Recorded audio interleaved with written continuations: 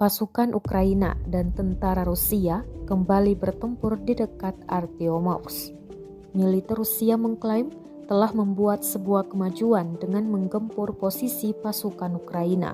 Rekamannya ramai beredar di Telegram pada Sabtu 24 Desember 2022.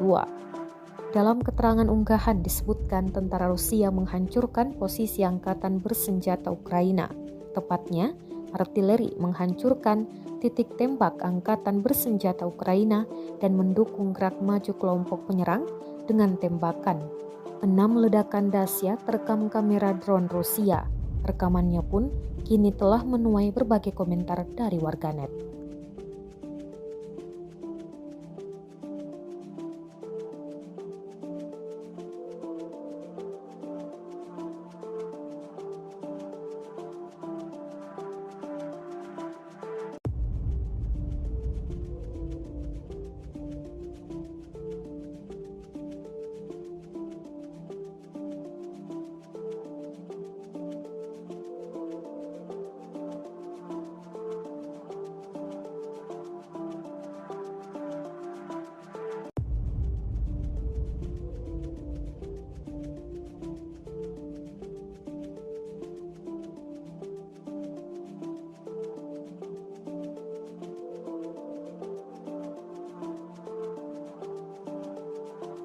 Terima kasih sudah nonton.